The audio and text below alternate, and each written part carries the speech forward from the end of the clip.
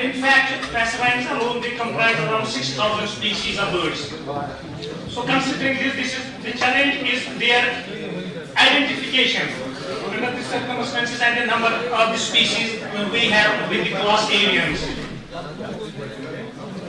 Now, when it comes to the identification of a particular species, bone is a reliable measure of structure and size, and it provides better source of study as it is least affected by the external environmental factors.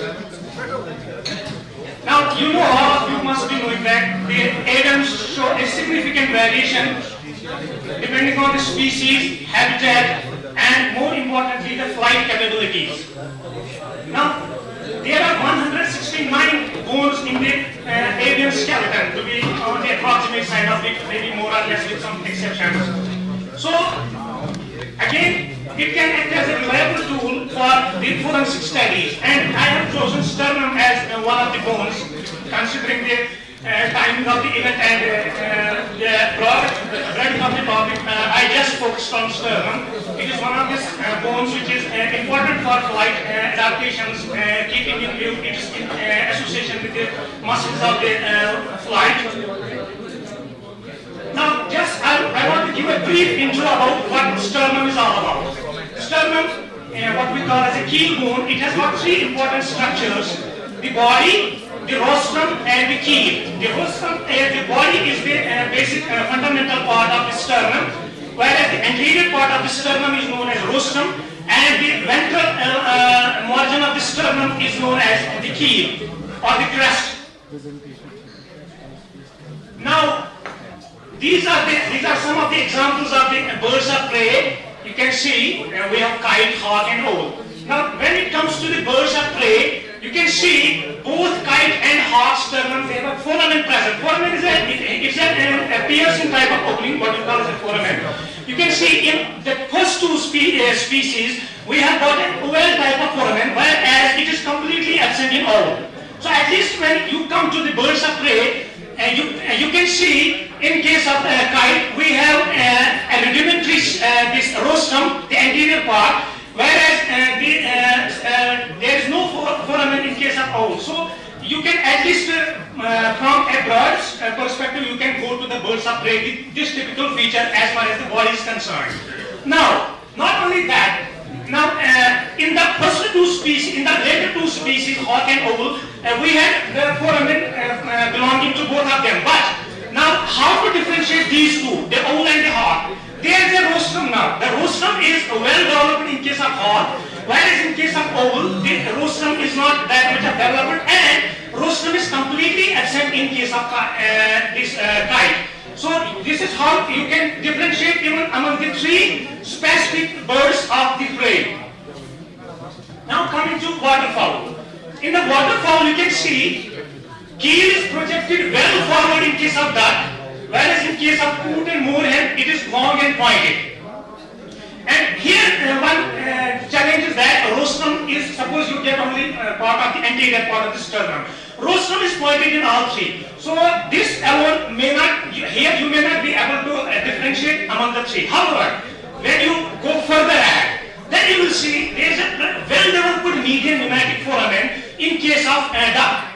We have that typical encircled area. You can see there is a typical median pneumatic foramen which is not present in the rest of the two birds, as in case of common coot and moorhen. And more specifically, the body of the sternum of the migratory duck or duck in general, it is quadrilateral in shape, whereas you can see it is inverted pyramid in either of the common coot and moorhen.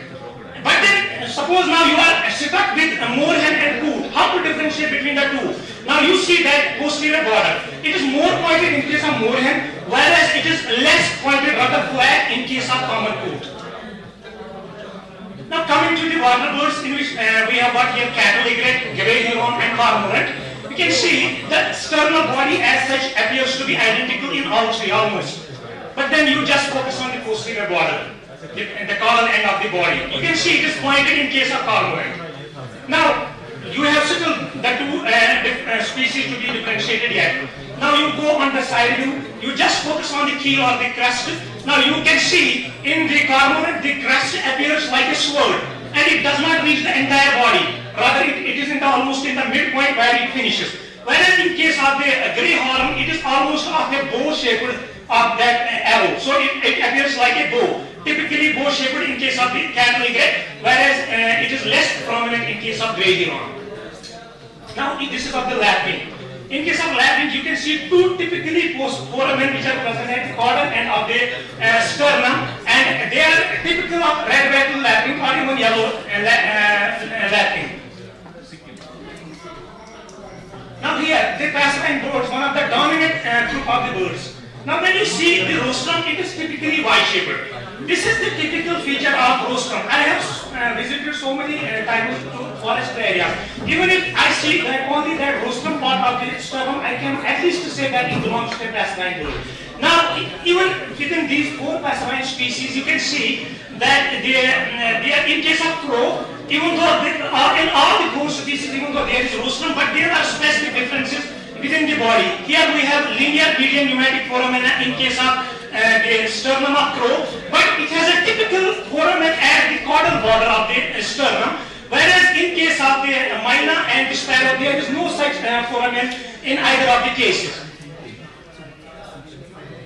Now here, how to differentiate between crow and bulbul? As you can see, the Himalayan bulbul has a linear fashion of pneumatic foramen, whereas there is no such posterior foramen in case of the Himalayan bulbul. Then we have these, we call them as processes, these structures. They may be cranially directed or they may be caudally directed. Even from those, you will be able to differentiate these. Now, what's the conclusion of this presentation? The sternum of closely related birds are more similar in anatomy. Every species of bird has some distinct anatomical features, thereby enabling their identification. And in the literature, in the light of the literature review, we can conclude that sternal anatomy of birds is supportive enough to act as a tool for identification at species level. Of course, it is not, you cannot identify the specific bird with this, but at least it will bring you closer to that study wherein you want to specify with the genomics and other stuff. But this is I think this is the cheapest of the techniques that we can use. Thank you.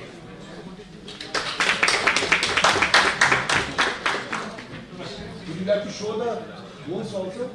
If anybody is interested, If anybody wants to read.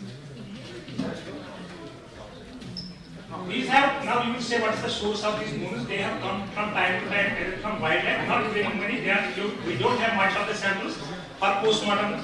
We are so they will come from postmortem studies. Only then we will be able to collect them. Whosoever wants to.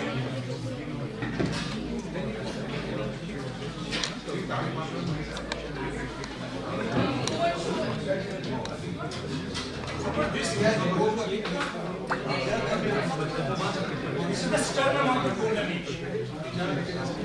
If you see, here you will have now if I show this one of this Avian, sir, please just look.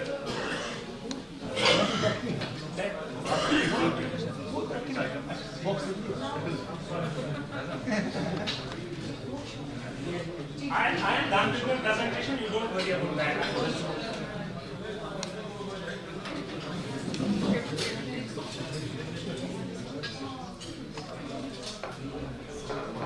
This is of the bulldog pigeon. You can see two typical foramen.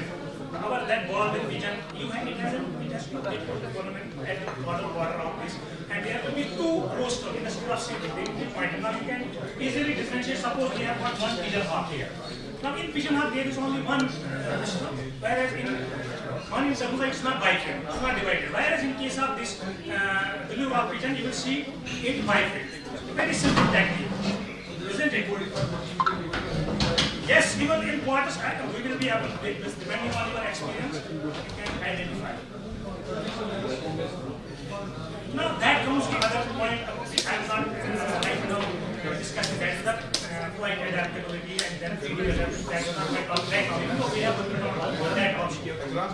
It depends on the width of the keel also. They will have like a massive keel. It will indicate that strong muscle like the brain. You can see there is a massive keel. As I showed you that golden eagle, you can see how massive is that. You can only accommodate those strong flight muscles so as to be strong enough. So when we go for the forensic identification, the first and foremost thing is what it is, either a bone or something else. Then you have had it done. Now suppose it is heavier or it is heavier or lighter. even if we are suppose now we are not able to do specifically identify its sternum, but we can then use other bones also. Other bones will support our evidence. There are other bones, there are other additions in other bones also, so we can also take them into account. But even with sternum or any other bone, that is at least to support it, at least to go into the question, at least to be able to do. This will be a best idea. This will be a matter like that. Thank you very much. You said your last statement in your presentation was that it was possible to identify the species level with the species. So when you showed us duck and I forget moorhen and something else, if you look at different duck species, is there enough variation across? That was challenge. The most of the challenge we have the differentiation within ducks, to be very honest. So maybe there I will have to use the other bones as support because in the sternum, in every species that they have that medial defined foramen, which is present in the center. So honestly speaking, that appears challenging. You know the age, And then differentiating between ducks. age according to age also to be there. Within ducks and Antarctica, Okay. not in other species. Yes, you can actually do that. Yes.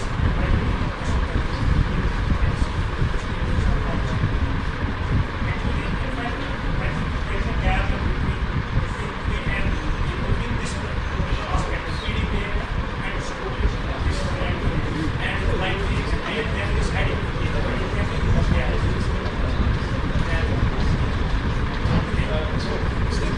Just for you to know, I don't know if she's not here just now, but Dr. Rachi Mehta, she produced a guide on the identification of prey in the samples, pellets of owls, and that looked at all the different species of animals and mainly animals, I think a few bird species and reptiles as well, of what is found in the pellets, and then how to use those samples to identify the species that the owls are eating. And that manual is available online. So I don't know if you've seen that. You've seen that. That is the regurgitation. Yeah. So the mostly the rodents.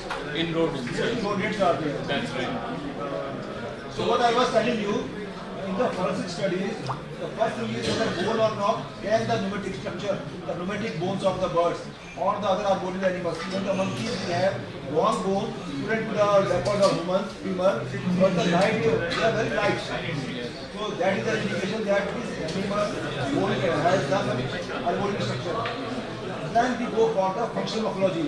If that foramen is there, why it is there in this bird? What specific function of this foramen is there? That is how we move step by step in the identification of the genus level or species level. But for species level, we have to be very careful because according to the age differentiation, if the features are there, then it is easy for us to identify whether it is subadult or adult. But like in sternum, fusion is there. The size is not a reliable measure. Yeah. Future fusion is the most reliable, more reliable rather, because fused means adult. That is how we move in the forensics. Thank you so much, Dr. Masood Ahmed John, a Young Scientist Awardee 2020 in the Agriculture Extension. Thank you so much, sir, for the brief description. Now, I have a short announcement regarding the poster presentations. Anybody who hasn't pasted their posters yet are kindly requested to paste their posters because they are going to be evaluated after this session. Now, we are also extremely very sorry for the inconvenience caused. My humble apologies to the CP Sharma sir, delegates and other participants. As we are going to continue with our technical session, Art and Ethics of Bird Photography and Filming, make your first nature film by Mr. Siddharth Goswami, Round Glass. Goswami from Round Glass, a global well-being company dedicated to wildlife conservation and sustainability through Round Glass Sustain. So we request you to kindly come on the dais. Thank you.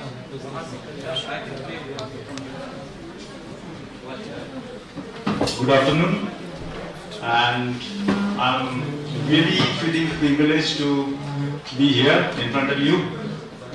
And basically, I'm a filmmaker, I'm a cinematographer, I'm an editor, and we have a small company called Avian. We work for Round Plus actually. We work very closely with Round Plus Sustain. And in last few years, we have been through the making of more than 90 films back to back. All are on wildlife and all are documentaries. First of all, here almost all are, many of you are students, right? Okay, great.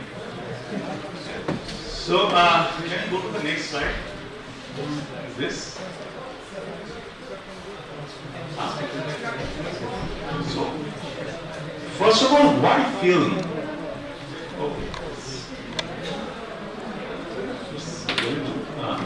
Why film? Because we all want to express, right?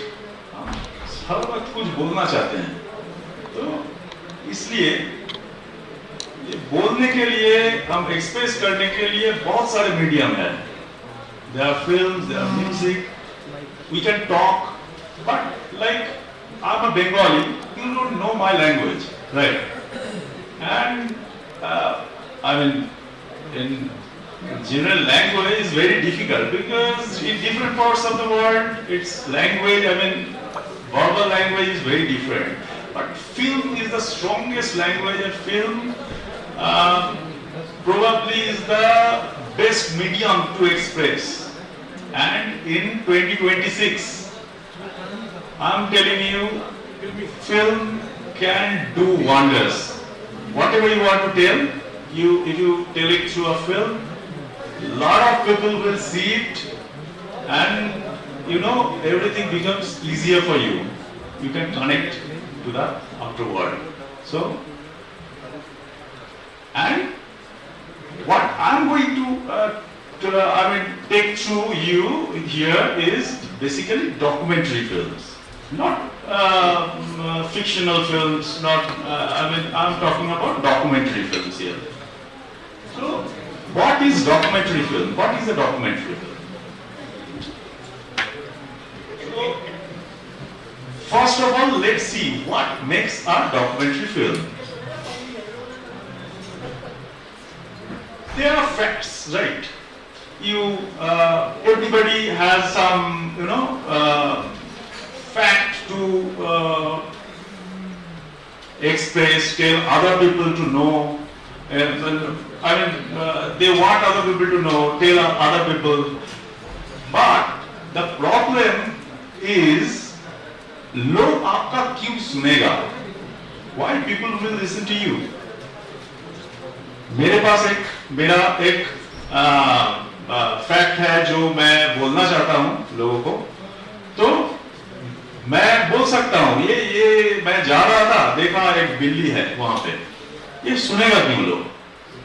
क्योंकि लोगों के पास बहुत सारे सुनने का और देखने के लिए बहुत सारे चीज है. रील्स है, ये है, वो है, बहुत सारे एंटरटेनमेंट है आज. तो यहां आता है स्टोरी एज अ बेट. ये बेट क्यों बोल रहे हैं? जैसे मछली पकड़ने के लिए डालते हैं ना, ऐसे ही हम स्टोरीज के तरफ खींचा चला जाते हैं.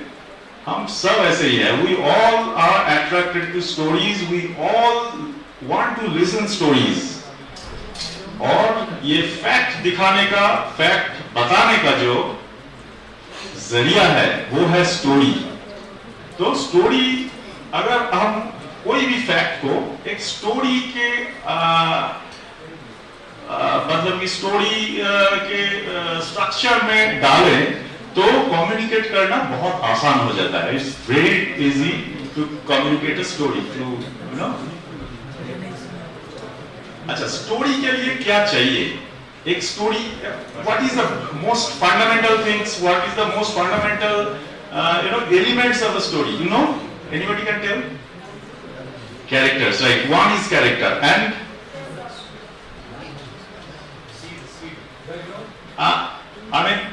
there are a lot of definitions. Everybody has their own definitions, but the most simple definition I heard, that was given by Satyajit Ray once. He said, story is nothing but characters and tension and conflict between characters, nothing else. तो आपको कोई भी fact बताना है ना, उसमें आप ढूंढिए कि इसमें कैरेक्टर्स क्या है. कैरेक्टर्स कुछ भी हो सकता है. मैं कैरेक्टर्स हो सकता हूँ, आप कैरेक्टर हो सकते हैं, जो कोई पर्सन कैरेक्टर हो सकता है, एक बिल्ली कैरेक्टर हो सकता है, एक पेड़ हो सकता है, एक जगह हो सकता है. कैरेक्टर कुछ भी हो सकता है. और आप कैरेक्टर को इंट्रोड्यूस करते हैं. पहले कैरेक्टर्स को इंट्रोड्यूस करने के बाद आपको देखना है कि वो रिलेशनशिप में दरार कहां है, tension. No, it's yeah. Tension can be positive as well as neutral. Yeah, but in most of our stories, actually we see tension in negative way only. In all films, all story, if you find there is a tension, एक चूजा होता है ना, बच्चे होते, एक इसका ये बचा पाएगा, अच्छा वो बाढ़ अपने आके खा के चला जाएगा. वो टेंशन है, वो नेगेटिव टेंशन ही है. लास्ट में फाइनली आप उस टेंशन को रिलीज कर रहे हैं कि नहीं कर रहे हैं, ये आपके ऊपर डिपेंड कर रहे हैं. मतलब कि उसके ऊपर वो ट्रेजेडी या कॉमेडी ये फाइनली साबित होता है, पर टेंशन तो रहता है हर स्टोरी में. ये बेसिक स्ट्रक्चर है, ऐसा नहीं है ये 100% ऐसा ही है. ये मैं एक जनरलाइज स्ट्रक्चर बोल रहा हूँ स्टोरी. क्योंकि मैं यहाँ पे बोलना I want to tell you, I want to see you make your first film. Everybody can make a film actually. It's not that complicated. तो ये शुरू करने के लिए ये एक मैं स्ट्रक्चर के थ्रू जाऊंगा, जो स्ट्रक्चर के थ्रू जाने से हमारा लर्निंग बहुत इजी हो जाएगा. उसके बाद हम जब सीख जाएंगे, अच्छा ये वो है, इसका लैंग्वेज ऐसा है, तो हम उसको ब्रेक कर सकते हैं उसके बाद, है ना. तो first let's learn basic things. तो ये एक स्ट्रक्चर है कि बेसिक कोई भी स्टोरी अगर मुझे बोलना है, कन्वे करना है, तो let's find the characters. That can be a place, that can be anything, and the tension between those characters and how you want to, what is your perspective, how you want to finish that story. That is Avian.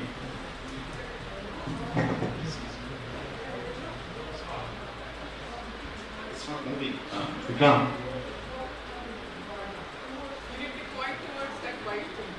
No, it's not moving. Okay. Okay. I see. So that is the and the last point is very important. I was telling you about characters. So unless you make some emotional connections with the audience, with the characters, nobody will. It's your goal is not solved. Your purpose is not solved. You have to make the connection so that people relate themselves with the characters. That is very important. तो ये तो मैं ज्यादा philosophy में नहीं घुसूंगा, क्योंकि आपको ये बेसिक थिंग्स सबको थोड़ा बहुत पता है. अच्छा, अभी फिल्मिंग का 3 बेसिक स्टेज है, ये सबको पता है. ये जस्ट फिल्म मेकिंग का जो प्रोसेस है, प्री प्रोडक्शन होता है, एक शूटिंग पार्ट होता है और एक पोस्ट प्रोडक्शन होता है.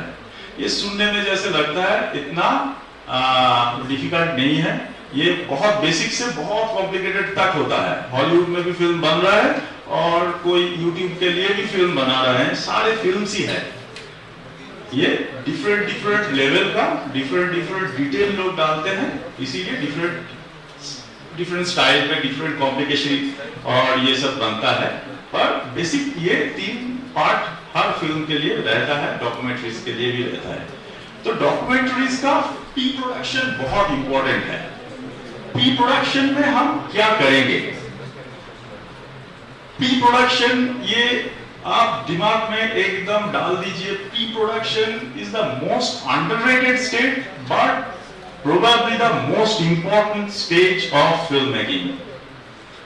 ये बोला जाता है कि फिल्म कैमरा स्विच ऑन करने के पहले बहुत सारे फिल्म बन जाता है। Actually most of the films are done finished before you actually start rolling the camera.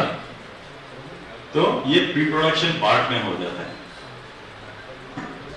Pre production अगर अच्छा हुआ तो टाइम सेव हो जाता है आपका, क्योंकि आप बहुत कुछ फील्ड में आपका आप एक शेड्यूल बनाए कि 20 डेज का शूटिंग करेंगे, तो क्या क्या शूटिंग करना है अगर आपके दिमाग में नहीं रहेगा तो वहां पे जाके आप काम नहीं कर सकते। इसीलिए इसका प्लानिंग जो है वो प्री प्रोडक्शन स्टेज में होता है।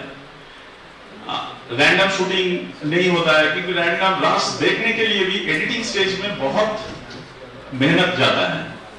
अच्छा, बिल्ड स्टोरी का जो क्लैरिटी है वो आपके दिमाग में भी बैठ जाता है प्री प्रोडक्शन स्टेज में। क्या करना है, मैं एक स्टोरी लिख रहा हूं तो वो क्या होता है, कैसे करेगा, कैसे चलेगा, ये खुद के दिमाग में भी बैठाना पड़ता है। वो प्री प्रोडक्शन स्टेज में बहुत अच्छा बैठ जाता है। और फील्ड में जो, क्योंकि ये mostly we are talking about wildlife filming, तो वाइल्ड लाइफ फिल्मिंग में फिल्मिंग स्टेज में, शूटिंग स्टेज में बहुत ज्यादा मिस्टेक नहीं कर सकते हम, क्योंकि बहुत ज्यादा हमें चांसेस नहीं मिलने वाला है। इसीलिए pre production reduces your mistakes. अच्छा, फर्स्ट पार्ट एक तो है research.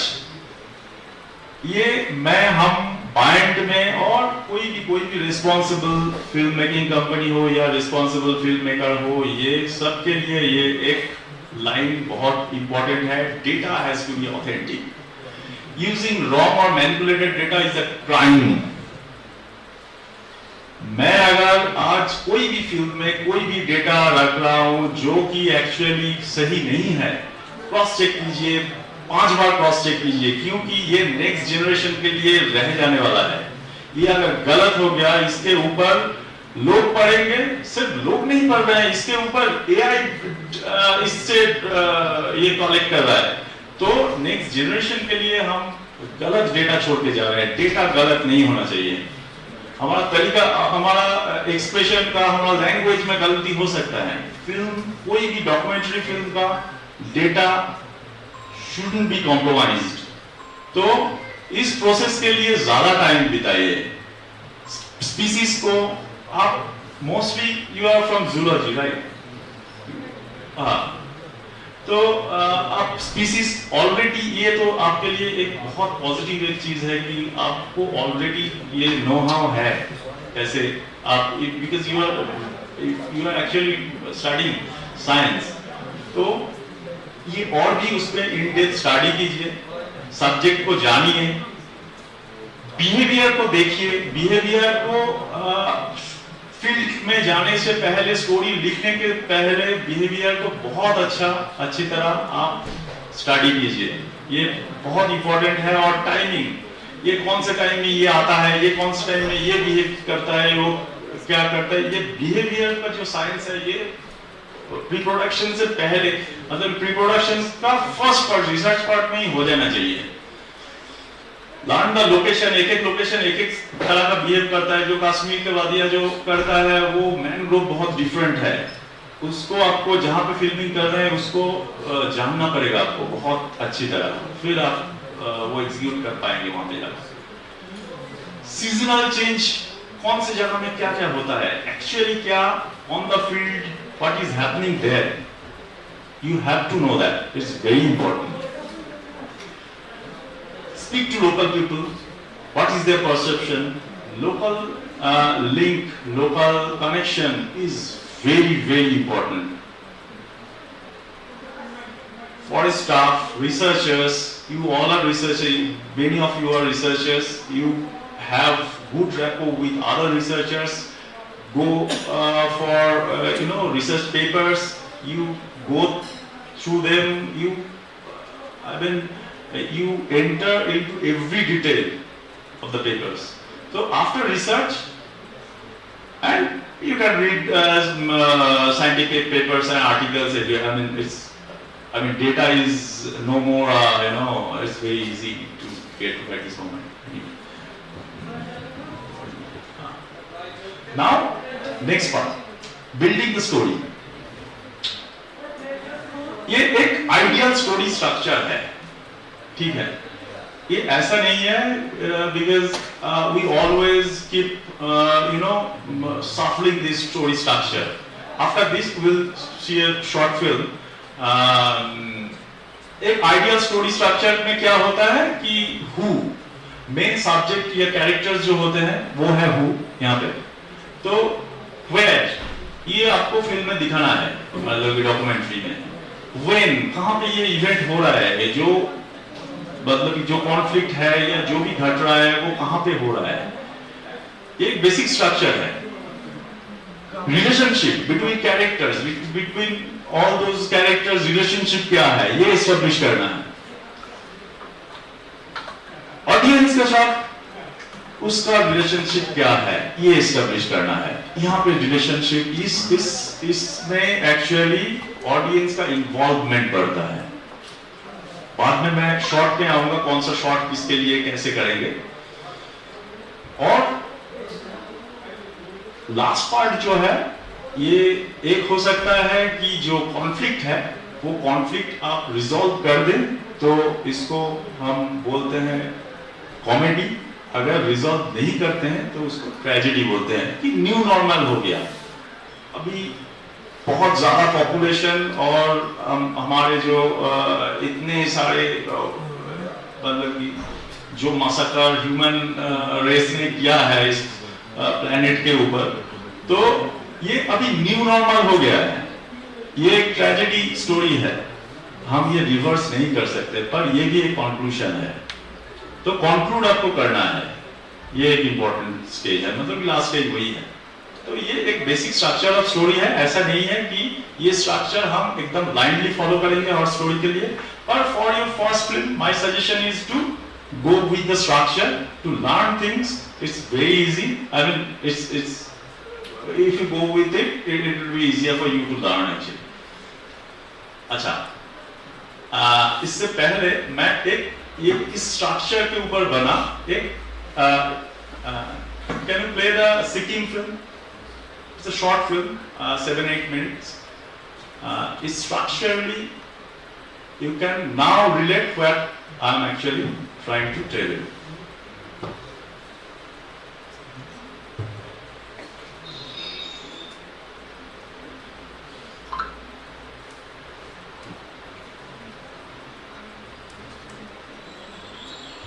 It's about a place first. This winding road lifts you around the sea of clouds.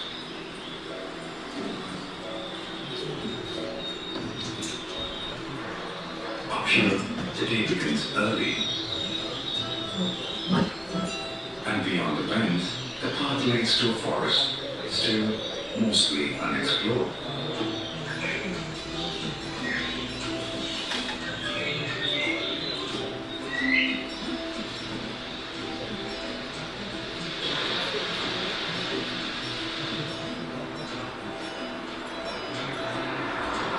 The road was once a part of the ancient Silk Road that connected Lhasa in Tibet with Tamralipta in eastern India. Even now, high Himalayan villages whisper stories of these old trading times.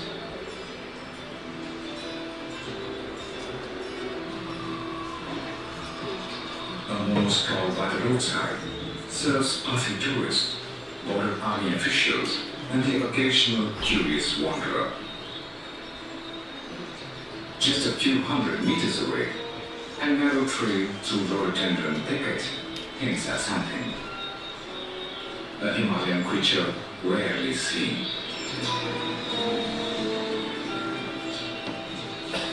And then, after a short wait, it appears.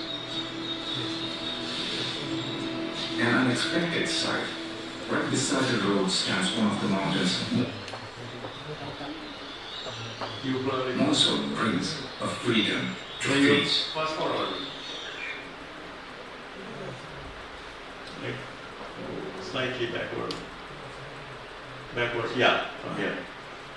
An unexpected sight.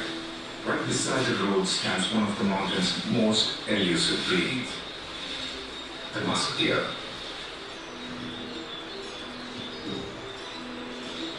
This ancient stretch of the Silk Route now guides us into the wild heart of Laka.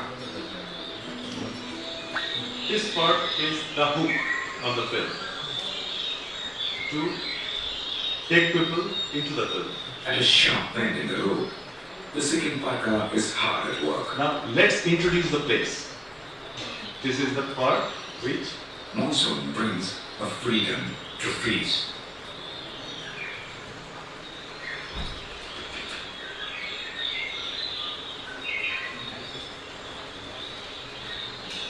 A little further ahead, a pair of flat-tailed sunbirds are building a nest.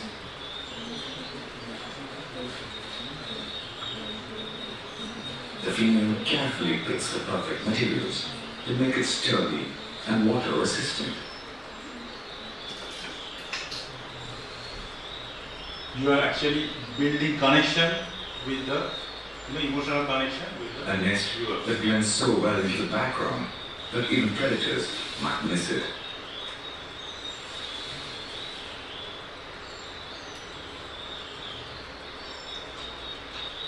Okay, move the pointer from the. Meanwhile, the male tries No, you just move the pointer. desperately to impress her, Yeah. but she doesn't look too impressed.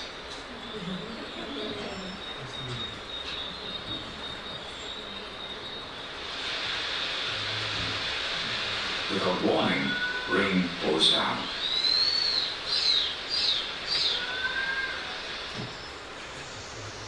But the blood pheasants don't seem to care. They waited too long for these fresh, juicy grasses.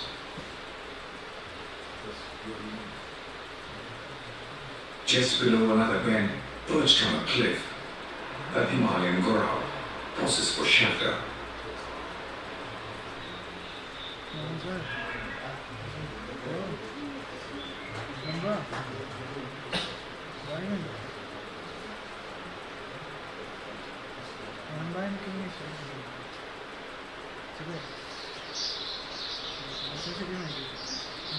The road here cuts through rock, creating deep overhangs. A perfect spot for Nepal house martins to build their nests.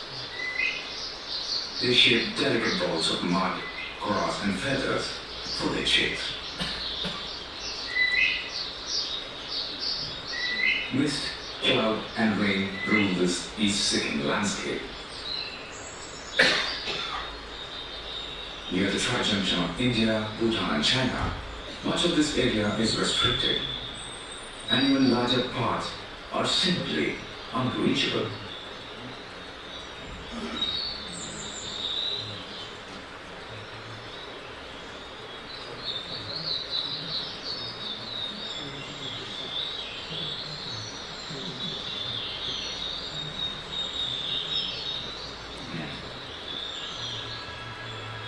Deep inside the rhododendrons, almost invisible, he scans again. Now we are entering The musk deer towards the main with conflict. long, dagger-like canines.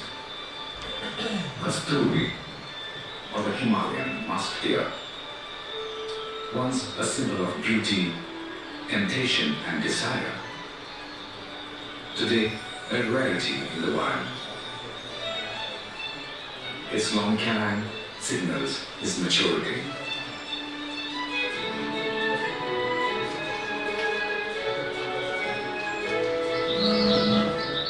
It's the rutting season, and the canines help him assert his dominance and win mates.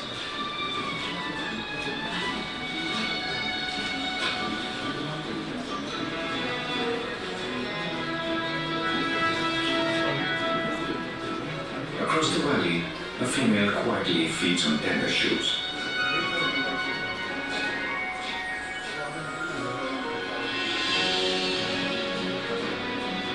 He releases his musky scent, an invitation carried by the wind.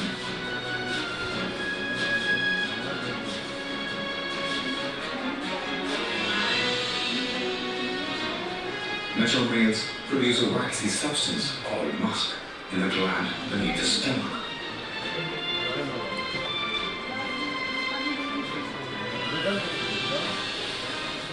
This scent once fueled the booming luxury trade in perfumes and so-called aphrodisiacs.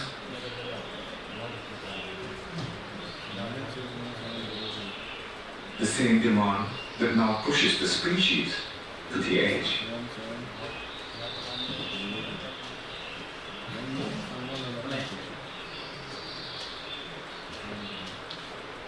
Fresh leaves, lichen and algae are essential for the muscular to survive the long, bitter winter.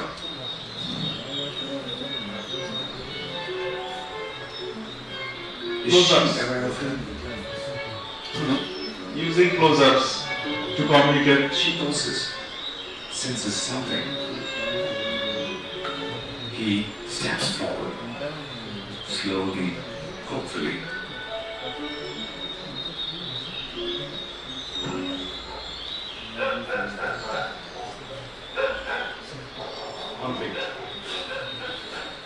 Free-roaming dogs, one of the biggest threats to wildlife close to human settlements.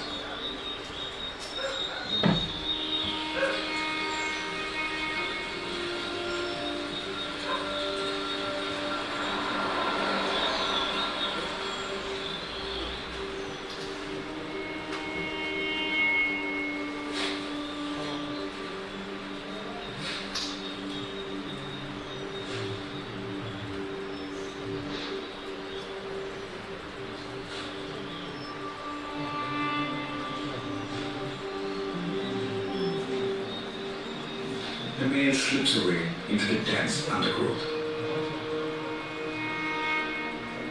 leaving behind only a faint trace of his fragrance, a lingering promise of hope and possibility.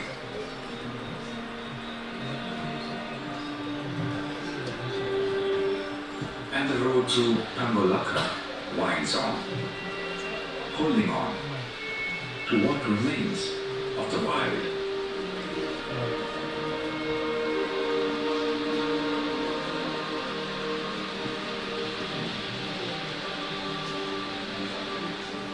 Stop.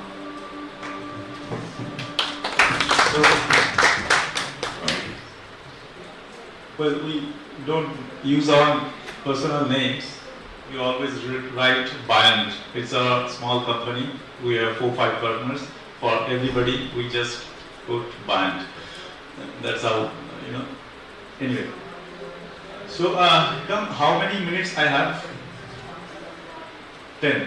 Okay. Next things, I'll, go very fast. I have. Okay, I was in building the story. So, what I was telling that ideal story structure. I was showing you this particular film because it has ideal structure, kind of ideal structure, and you can figure out, properly, prominently, this structure, this particular element finish here, this starts here. It's very simple actually. So there are complex films as well. It's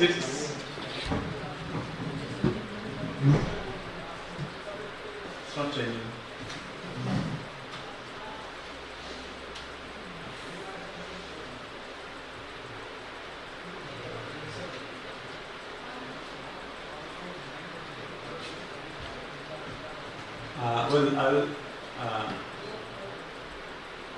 I'll touch next steps very quickly. If you have any questions, just stop me and ask questions. I'll take questions. This is the kind of planning. Okay. So you always can do planning like this. This is the kind of storyboarding. This is just downloaded picture. This is not my picture, but this is how we always do.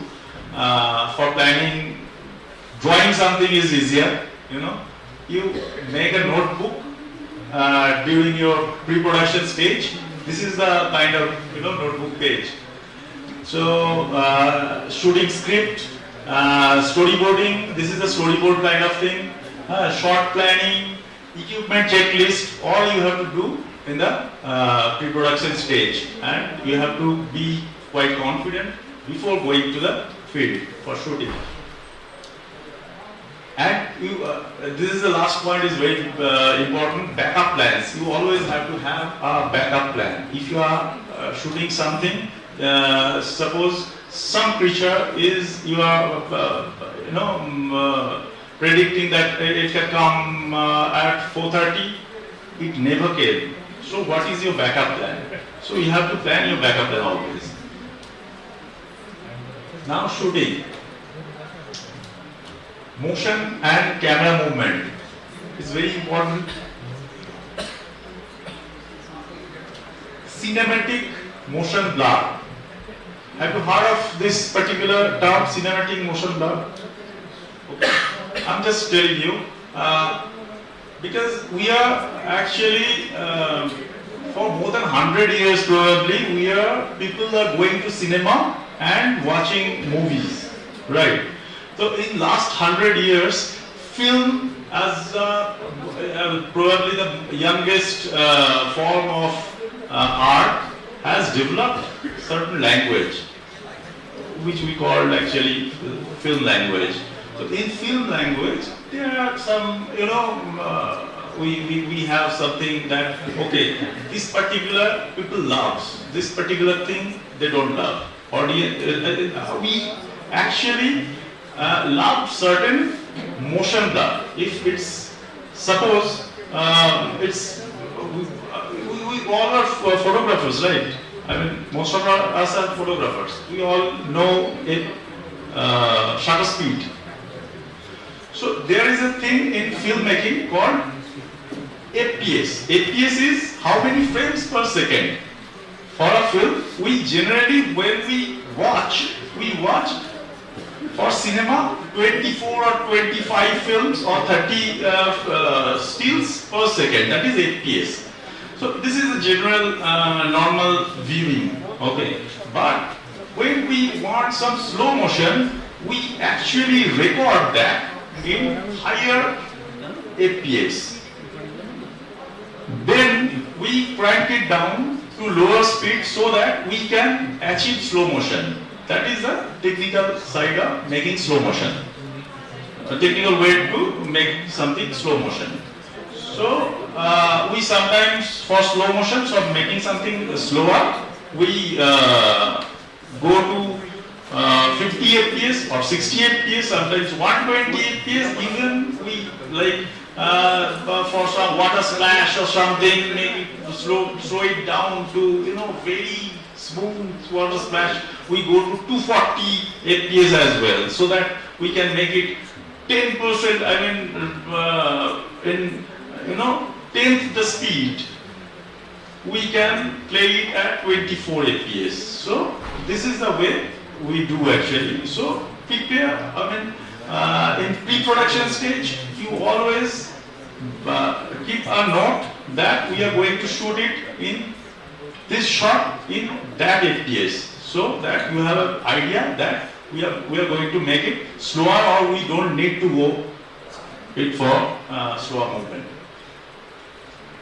Choppy footage is sometimes very necessary. What is cinematic motion blur? I was just started. When the FPS, suppose it's 24 FPS, and if you put the shutter speed just double, that is 48 or 50, close to 50, then that is considered as the most cinematic, viewing experience. Because I don't have time to enter into the very deep into it. Thing is, we used to have in cinema cameras, we used to have 180-degree shutter angle that is very similar to this digital version, which is 24 fps, and just double the shutter speed will be the double. If you are shooting in suppose 60 fps, put the shutter speed 120, just double it. That is the general formula. But in some case, that in that formula, we always feel it's soothing. Okay. If we want to feel make the audience feel, bad for something, like you are shooting a war situation, you can go for choppy footage. For choppy footage, you have to increase the shutter speed, like 4 times or 6 times here you can go. So it will look like a football match. It's very choppy. It doesn't have that smooth feeling in that. So you can crank it up. Speed, FPS, I just told you. So for general, put it 24 or 25. Otherwise, in your camera settings, go to 50 or 60 fps. That will help you to slow it down in post-production. Resolution is very important right this moment. If you have whatever your camera choice, it can be an iPhone, it can be RED or ARRI, the highest level of camera. Every camera today has fixed resolution. the highest possible resolution. Go to highest possible resolution of it. Don't lower the resolution. Right? You have a camera, you have 4K in it, you are shooting in HD. That is not done. Go and shoot in 4K. If you have 8K, then shoot in 8K. Because in post-production, the editor will have lot of, they will love it actually. Bit rate is normal in basic cameras. Bit rate is 8. I'm just putting it in your ears. If you forget it, don't worry. These are available in internet. In normal mobile cameras, bit rate is 8. In 8-bit footage, we can't, manipulate the color that much. But in 10 or 12 or 16-bit cameras, we can manipulate the colors actually. So for post-production, if you have higher bit rate in it, in your camera, go for higher bit rate always. Highest possible bit rate of your camera. But if you don't have the bit rate above 8, don't bother about it. Move to the next thing.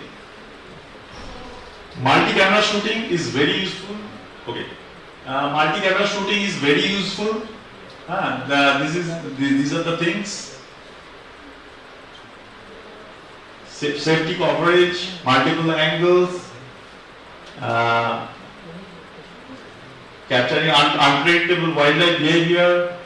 Always one thing, always keep 30-degree angle, minimum 30-degree angle between 2 cameras if you are using 2 or more cameras.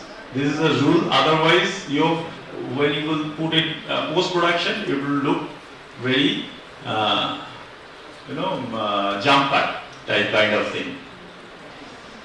You go and study composition techniques. Composition techniques is everywhere. What is positive space? Something. Suppose in a frame, a wildlife is seeing somewhere. So forward part is actually the positive space. So you keep as much positive space as possible and reduce negative space. These are the common, photographic ideas as well. But keep motivated. Shot planning. In shot planning, always, plan your shot in a motivated manner. Like if you want to put some character larger than life, shoot it from low angle. If you dimming something, or if you just किसी को थोड़ा नीचा दिखाना है और loser दिखाना है, थोड़ा टॉप व्यू, इस तरह से बहुत सारे एक्चुअली शॉर्ट्स बनता है, जो शॉर्ट्स एक्चुअली आपका स्टोरी टेलिंग को एनरिच करता है. What is negative space? Suppose I am seeing this way. I mean, I'm giving you the easiest example. The back side, I'm seeing in this direction. This part is called negative space. We always try to keep space in front towards where we are seeing actually. So this way we just put things actually, we frame. And two things, wide angle and close-ups. Use both of the shots. Wide angle for establishing and close-up is very useful for emotional connect. With wide angle you cannot do emotional connection. For emotional connection you have to, can I get 5 more minutes? Is it possible? I'll just do it very quickly. B-roll and inserts. I had films actually too for inserts, but we have anyway. So B-roll shooting is very important. Suppose you are shooting something, कुछ आप दिखा रहे हैं कि यहाँ पे ये चल रहा है, उसके साथ एक टाइगर चल रहा है और या एक ड्रैगन फ्लाई चल रहा है उधर, और एक बर्ड उसको देख रहा है. वो आपके प्लानिंग में नहीं है, पर वहां पे वो भी हो रहा है, छोटे छोटे चीज. वहां पे एक पेड़ है, उसका एक टेक्सचर दिखाया कि वो हैबिटेट का पार्ट है. जो आप प्लानिंग में है, जो आप प्लान किए हैं स्टोरी टेलिंग के लिए, वो प्लान के सिवा भी आप वहां पे जाके और थोड़ा एक दो शॉट्स लीजिए, जो एक्चुअली एडिटर्स के लिए बहुत आसान हो जाएगा उसको एडिट करने के लिए और स्टोरी, उस जगह का स्टोरी बताने के लिए. Habitat shots, details and textures, ये सब बी रोल में आप शूट कीजिए, जो मेन आपका जो प्लानिंग है उसके बाहर. Wide shots for environment and inserts. Insert मैं बहुत शॉर्ट फॉर्म में बोलता हूं. मैं एक फोटोग्राफ देखा था, सोच छोड़िए, एक ऐसा शॉट है, एक मैं फिशर फिल्म का ये उदाहरण दे रहा हूं. हाँ, एक ऐसा शॉट है, एक लड़की एक चिट्ठी लिख रही है, सिर्फ पेन का पे मूवमेंट दिखाया जा रहा है और लिख रही है, उसमें डिटेल नहीं है. फिर पेन में गया शॉट और देखा एक ड्रॉप ऑफ वाटर उसमें गिरा. यह है इंसर्ट, पूरा स्टोरी बता देता है एक shot. Plan those inserts is very useful for storytelling.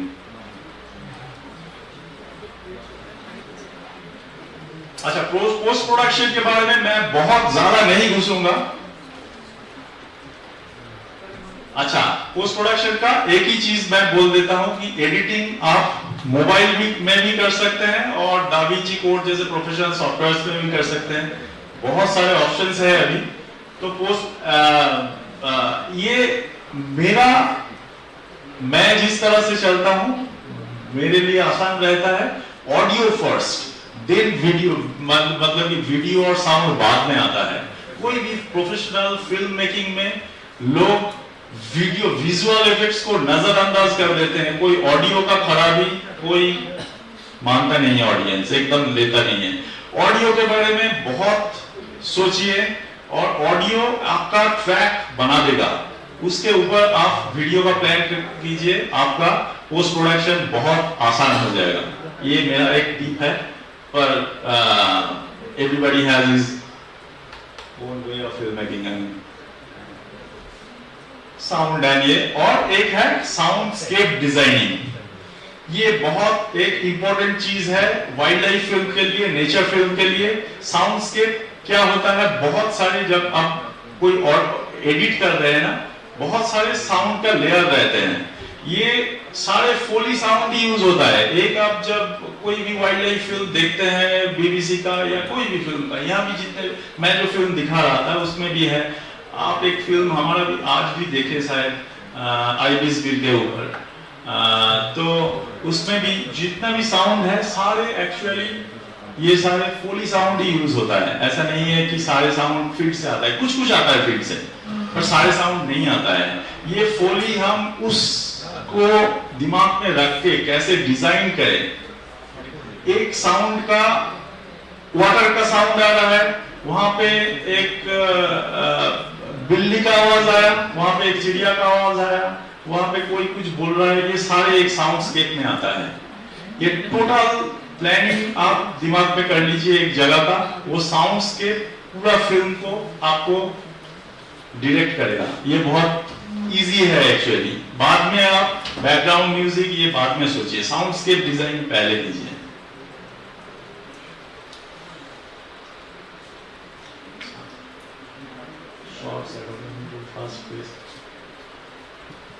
हाँ, मतलब कि फिनिश। अच्छा, हाँ, ये मेरा फाइनल एडवाइस है। स्टार्ट स्मॉल, बहुत बिग प्रोजेक्ट मत सोचिए। फर्स्ट फिल्म के लिए अगर आप फर्स्ट फिल्म बनाना चाहते हैं तो बहुत सिंपलिस्टिक स्टोरी सोचिए, बहुत मिनिमल इक्विपमेंट के साथ सोचिए, जो आप जिस इक्विपमेंट के बारे में आपको नॉलेज है फील्ड में, और फोकस ऑन स्टोरी टेलिंग। कैसे हम ये शॉर्ट डिवीजन करेंगे, ये स्टोरी बोलने के लिए क्या गियर छोड़ दीजिए, कोई भी गियर में कुछ ना कुछ हो सकता है। स्टोरी टेलिंग अगर बुरा है तो बेस्ट इक्विपमेंट लेके भी फिल्म नहीं बनता है।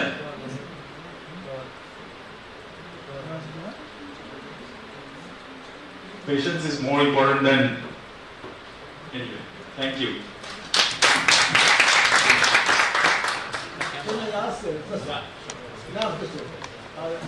You in the movie, first year of documentary, you use the word aphrodisiac. Aphrodisiac. Yeah. It is into sensitize the movie or it is some research. Aphrodisiac for whom? For people. For the woman. Yes. Okay. In a market actually, you know, it's in Chinese market. That was used to. I mean, you know the story. The thing.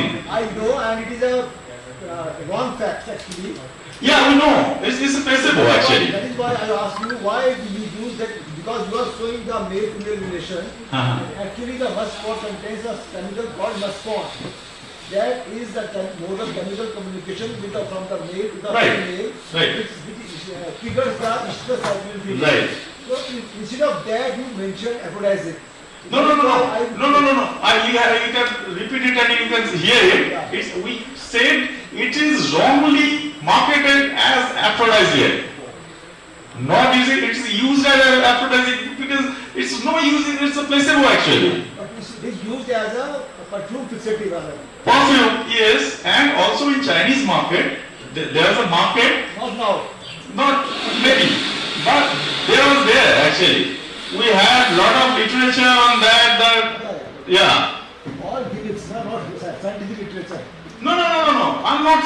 That is what I actually point out. This is not science. It is pseudoscience, and Unani and all those things are there blindly following that. That was our point actually. Thank you very much. Thank you. Yeah. Thank you.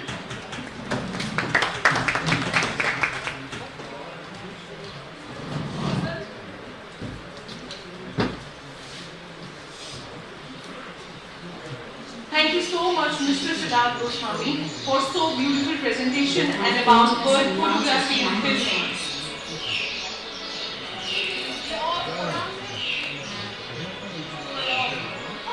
Ikram, please mute it for a second. Okay. Now I may humbly request Dr. C.P. Sharma sir to felicitate our chief guest, Mr. Siddharth Goswami, as a token of appreciation. Please, sir.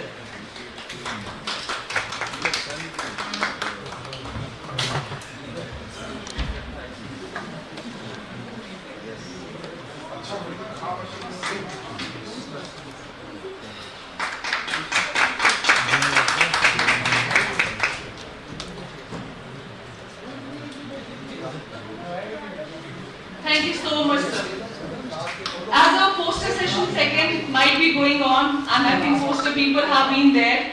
So you all are free to leave. And thank you so much for your presence, and thank you so much for your active participation and contribution throughout the day. I have a humble request to be